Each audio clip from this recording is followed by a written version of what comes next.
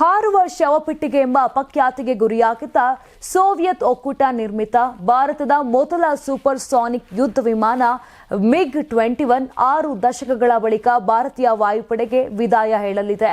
1963ರಲ್ಲಿ ಭಾರತಕ್ಕೆ ಪಾದಾರ್ಪಣೆ ಮಾಡಿದ್ದ MiG-21 ಸೆಪ್ಟೆಂಬರ್ 26ರಂದು ಕೊನೆಯ ಬಾರಿ ಚಂಡೀಗಢದಿಂದ ಹಾರಾಟ ನಡೆಸಲಿದೆ. ವಾಯುಪಡೆ ಮುಖ್ಯಸ್ಥ ಏರ್ ಮಾರ್ಷಲ್ AP ಸಿಂಗ್ ಅವರು ಇದರ ಅಂತಿಮ ಹಾರಾಟ ನಡೆಸಲಿದ್ದಾರೆ ಎನ್ನಲಾಗಿದೆ.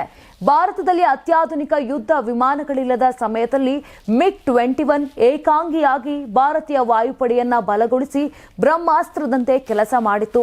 2000ನೇ ಇಸವಿಯಲ್ಲಿ ವಾಯುಪಡೆಗೆ ಸುಖೋಯ್ M-30 ಮಿರಾಜ್ ವಿಮಾನಗಳ ಆಗಮನದವರೆಗೂ MiG-21 ವಿಮಾನಗಳು ಏಕಾಂಗಿಯಾಗಿ ಭಾರತದ ವಾಯು ವಲಯವನ್ನ ರಕ್ಷಿಸುವ ಜೊತೆಗೆ ದಾಳಿಯಲ್ಲೂ ಪ್ರಮುಖ ಪಾತ್ರ ವಹಿಸಿದ್ದವು. ನಮ್ಮ ಜೀನಿ ಸ್ಲಿಮ್ ನ ಯೂಸ್ ಮಾಡಿ 8 ತಿಂಗಳಲ್ಲಿ 55 kg ಸಣ್ಣ ಆಗಿದ್ದಾರೆ. ಜೀನಿ ಸ್ಲಿಮ್ ತಗೊಂಡು ಈಗ ಫಿಟ್ ಆಗಿದ್ದೀನಿ ಅಂತ ಔಟ್ ಸೈಡ್ ತಿನ್ನೋದ್ ಬದಲು ಇದನ್ನ ತಗೊಂಡ್ರೆ ನಾವು ಸಣ್ಣ ಆಗ್ಬೇಕಂತ ಜಿಮ್ಮಿಗೆಲ್ಲ ಹೋಗ್ತೀವಿ, ರಿಸ್ಕ್ ತಗೋತೀವಿ. ಎನರ್ಜಿ ಡ್ರಿಂಕ್ ಆಗಿ ನಾವು ಜೀನಿ ಸ್ಲಿಮ್ ತಗೊಂಡ್ರೆ ಒಳ್ಳೆ ರಿಸಲ್ಟ್ ಬರುತ್ತೆ.